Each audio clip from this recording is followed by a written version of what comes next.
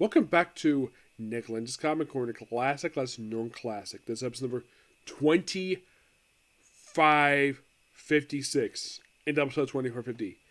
I have two trades to feature Batman. In this first book, I did not know what book was coming out until Chuck Dixon mentioned it on Twitter. Yeah. And this is a book I did not expect to come out because I thought the previous book was going to last because it leads to Nightfall. But nope, we have this now. Batman the Dark Detective Volume 8, which collects issues from Detective Comics 644 to 653 and annuals 4 through 5. Now you're thinking, Nick, I thought you reviewed this period already. I kind of did, but I want to review this book because Chuck Dixon hyped it up. By the way, this cover is done by Matt Wagner. Chuck Dixon was shocked the fact DC even did this. Like, releasing a trade to collect his work? Okay, so you have him, Louis Simonson, Alan Grant, and John Wagner on the writing here. Art by Tom Lyle, Graham Nolan, Tom Greenberg, and Tom Mandrake. Of the writers, I've only met Chuck Dixon. The artist, Graham Nolan. Though I'm going to see Chuck Dixon next month. Along with the inkers of the book, Scott Hanna. I'm going to be interested to talk about this book. Of course, the cover of this book is done by Matt Wagner. Yeah. So the first that we have this annual. This is the Louis Simonson annual, which is tied into Armageddon 2001. Despite being a tie-in to Armageddon 2001, it really has nothing to do with Armageddon 2001. And it's all the time Greenberg does the arc here. It's most of Batman dealing with Talia stuff, and we also have Tim Drake here too, which is awesome. I'm still a big fan of the 90s style artwork. It's so gorgeous. Still to this day, it's gorgeous artwork. And though at one point, Tom Greenberg looks like he took inspiration from the late Neil Adams for this artwork. Yeah, because the way he draws Bruce Wayne, it's like drawing him.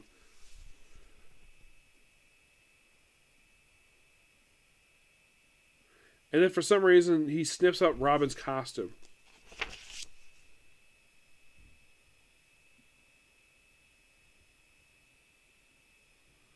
Yeah, apparently it's like the future. And it's basically all about Batman solving a crime. I mean, here's the strange thing, though, about this book. We see Return of Talia here, too. Where it's like seeing a version Batman seeing a version of the future. Also, he's kept to be an exosuit, which is interesting. Yep. A pretty interesting anime. Then we have 644 and 646 be a three-parter where he takes on the electrocutioner. This is where Chuck Dixon takes, and of course you have Wade Rider here as a cameo. He's not really taking part in the annual. Yeah, and 644 to 640 to 646. The subplot of this one is you have Sarah Essen, where she is basically with, of course, Jim Gordon. And trying to reconcile their relationship, and mostly it's basically dealing with Executioner. Plus, also we have, by the way, this is the Batmobile from the 90s. Yep, that's the Batmobile. Yep, so, yeah, we do Executioner. You're thinking, Nick, who's the Executioner? Well, he just used to see this Batman villain. And it lasts for 3 issues. And about to be interrupted really soon by my dad, because he's about to get trash duty.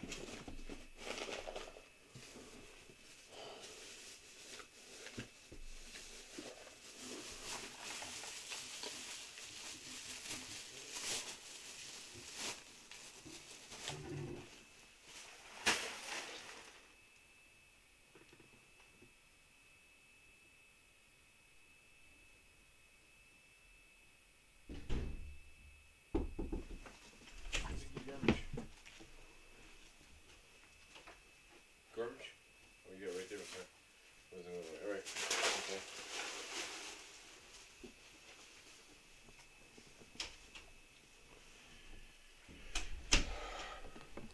Okay. I knew that would happen. Moving on. So yeah, right after the three-parter wraps up, then we have number 5 with the tying to Eclipso, The Darkness Within. Yes. And you can tell by this artwork, it's the creator of the Max.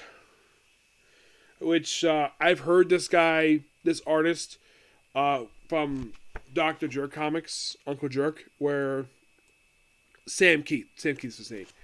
Where the guy has had some mental issues over the years. I'm not going to criticize him for that, but that's the reason why sometimes basically that he is expressed in his artwork. So anything can... Well, by the way, this book features Scarface and ventriloquist. And I believe it was this book here. I think it was this book. Also features the Joker as well. And the whole thing in this book, I think in this book in particular, because one of these books basically we have where Jim Gordon proposes to Sarah Essen. Moving to 647, where it deals with Clue Master and Spoiler. I think this was Spoiler's debut. Let me take a look here about that one.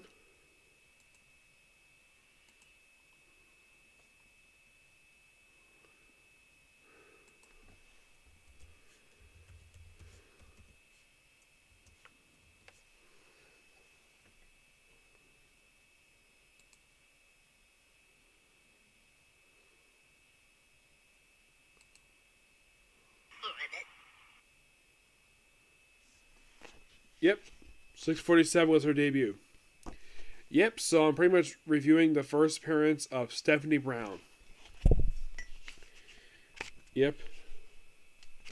And the whole thing in this issue here, she wants to take down her father, because he's a clue master. And of course also Tim works with her in this book. Also, Tim's got this weird 90s hairstyle. You can think of it as a serious bedhead. And he has this the whole book for reasons unknown. So, Batman, Robin, and Spoiler work to take on the Clue Master. Without killing him, just sends him off to jail. And that gets wrapped up in just 3 issues. 650...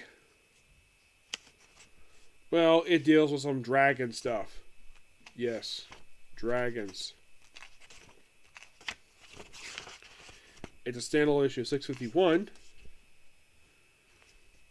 This features Harvey Bullock.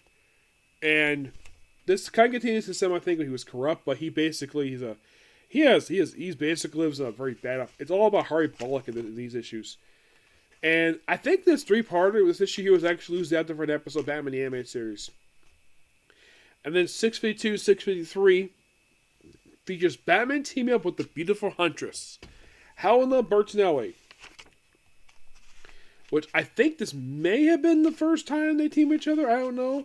I'm going to ask Scott Hand about that when I see him, because it's going to be quite interesting talking about this book. And here's Huntress in her original costume.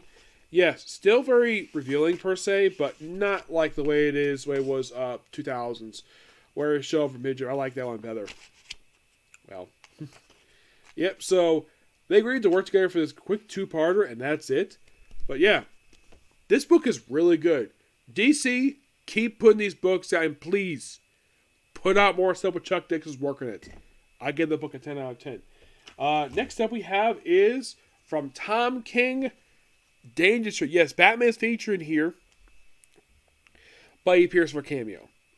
Mostly put Danger Street features, like, a lot of the characters, not basically a lot of, like, other characters don't go on a spotlight, and this why it's called Danger Street. There's no street called Danger Street at all. It just basically, it's about basically some superheroes who try to get Sinister Ways join Justice League, and there's various appearances by lots of characters. We have the New Gods in here, we have Darkseid, we have the Manhunter, the Creeper, Atlas. It's like a lot of Jack Kirby-esque characters. Jack Kirby and Steve Ditko. By the way, this book collects the first 6 issues of this 12-issue maxi series.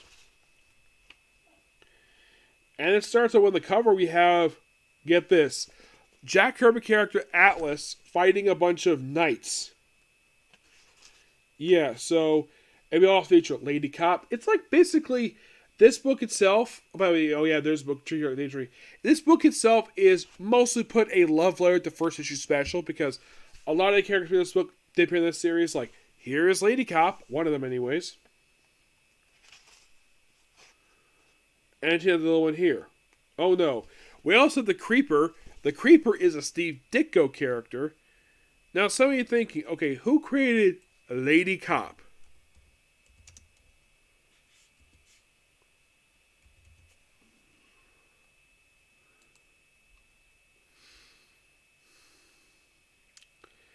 The original one, Lisa Warner. She is a creation of Robert Kniger and John Reisenberg. Yes. And she is featured in this book for like 11 of the 12 issues. Yep, and we're on the first issue alone. Like, here's who appears in this book, and you'd be shocked it appears here. We have the Creeper, Lady Cop, Metamorpho, Starman, and Warlord. Now, Warlord, my girl character, classic my girl character. Starman, this is Mikael Thomas. Or Thomas, the alien who was also Starman as well. He is a creation of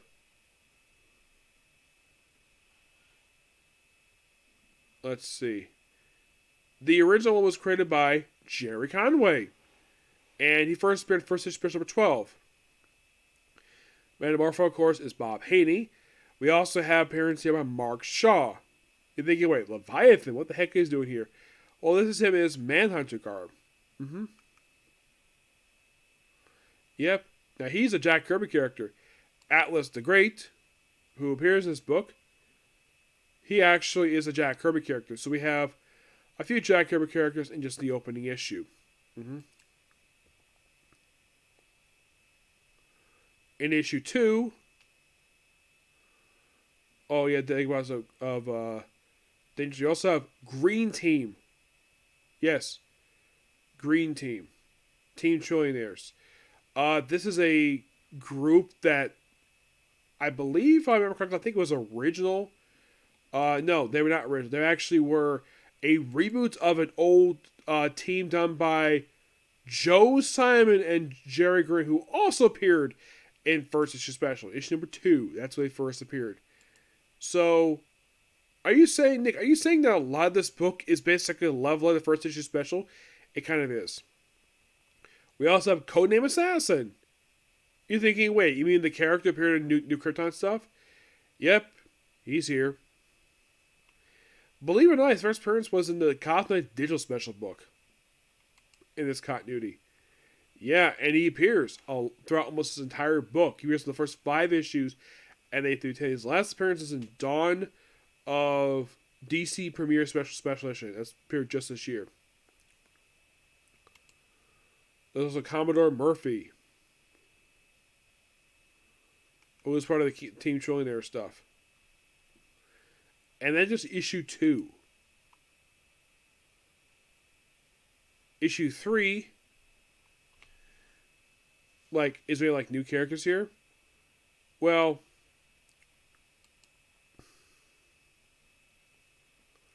we have a group known as the Outsiders, made up of Amazing Ronnie, Billy the Bughead Boy, Doc Scary, Harry, Larry, Lizzie, Johnny, and basically they're an old group created by Joe Simon, Jerry, Cordigari. Now, were these characters featured in? Oh yeah, these characters were basically, this is a rebrand of the classic version. Who first appeared in first issue special number 10. Yep. And it's also a cameo in this book in issue 3 by The Atom, Ray Palmer, Jaime Reyes, Ted Cord, Blue Devil, Saint Walker, Kanto, apparently got killed off in the book, Rex Mason, Old Gods, Promethean Giants. You're thinking, wait. Yes, more Jack Kirby characters. Atlas the Great, Big God, Dragons, Justice League. Basically a lot of Jack. It's more omnibus stuff.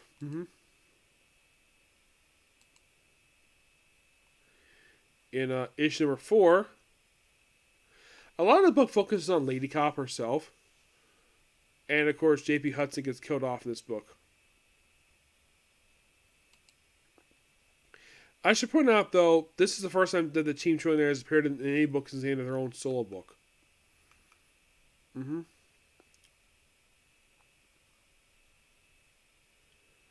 Yeah.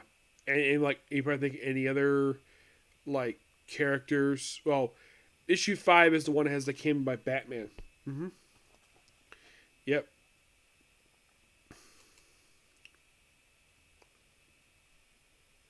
And by issue 6, well, in case you're curious, though, when did Travis Morgan appear in the current continuity? His first appearance was in Bizarre number 4. And yes, he is also a character in first issue special. Like, that's pretty much like I mentioned. That's what this book is. It's a love letter to first issue special because a lot of characters in this book, with the exception of a small handful of them, do appear in that book. I'm going to give this book a 10 out of 10. That was pretty good. A lot of fun. If you're a fan of these characters, check the book out. Okay, so that's the episode. We're going to rest my voice for a little while and then do Spy X Family. Okay? Here we go.